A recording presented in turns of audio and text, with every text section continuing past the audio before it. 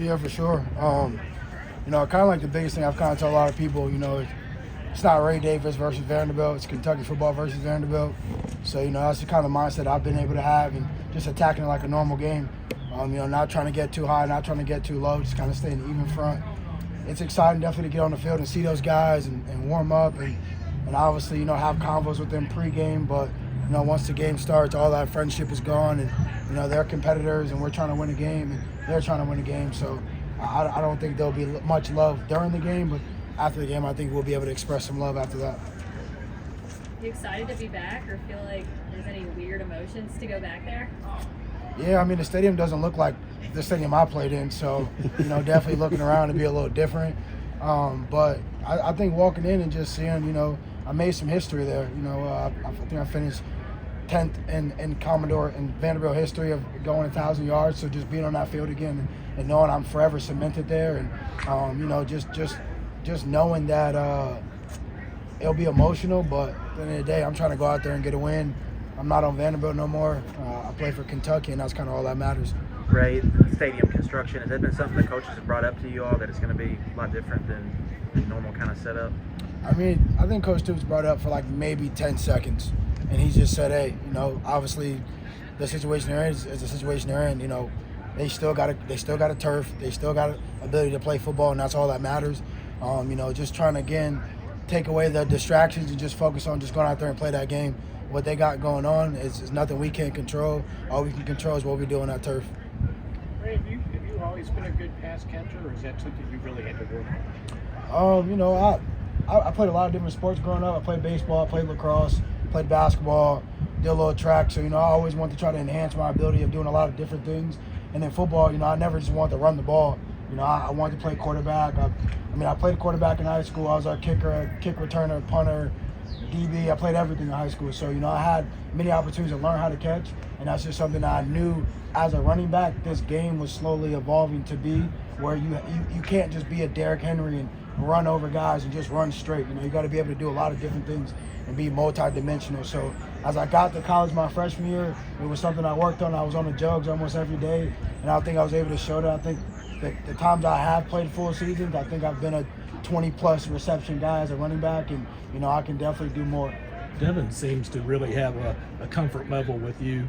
With anything that you guys did, like going back to spring or fall camp to kind of build that chemistry in the passing game?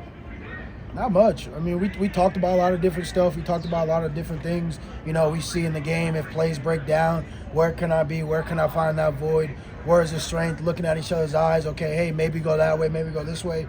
We had some good chemistry throughout fall camp. He threw a couple balls to me, where you didn't think it could get to me, and it was able to, and we were on the same type of wavelength. But it's just about continuing to get better at that and just continue to build that connection and chemistry to where, again, if I'm out there in the slot and we need to convert something, or I may see something in there and he sees something, we got to just be on the same wavelength, and we've been getting better at that. And I think it's been showing. It really has been showing from practice to the game. Ray, as you all start conference play in your experience, what's the difference facing SEC defenses versus the teams you've played so far, even other Power 5 schools that you've played in the past? What's the special challenge, I guess, in this league?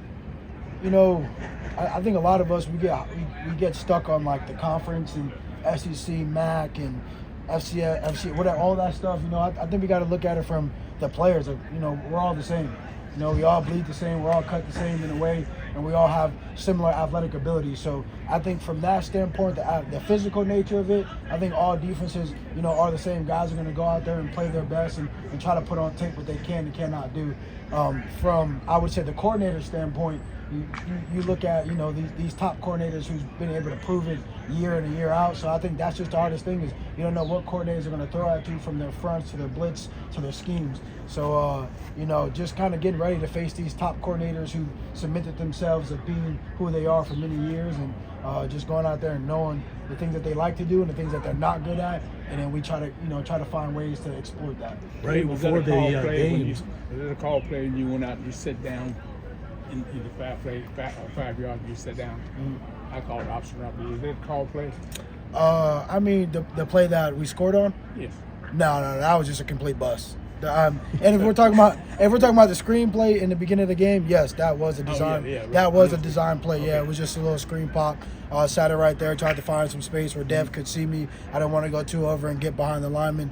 But the other play was completely a bust. But I just caught it and went. Last one, Jeff. We usually kind of ask the offense before games what they've seen on film of the opponent, but you've got a little bit extra besides just the film. Who do you guys really have to account for and watch out for on this Vanderbilt defense? Well, no, a lot of those guys are still my friends to this day. Definitely C.J. Taylor. He wore 13 last year. He wears 1 this year. He's a heck of a player. He's going to give you 110% no matter what. I've had a lot of fun with him in practice. We've talked a lot of smack back and forth last year. Same with Nate Clifton and you got 23. I don't know why I'm forgetting his name, but yeah, the safeties back there. You got DeRicky. You got all those guys. I mean, they got some real good players. But CJ, DeRicky, Nate, those are the 3 guys that they have. Same thing with 23 as the strong safety. But they got a lot of good players, man. You got to give them their respect as a defense, and I've definitely respected them. I got to go against them a lot last year in fall camp, summer camp, and stuff like that.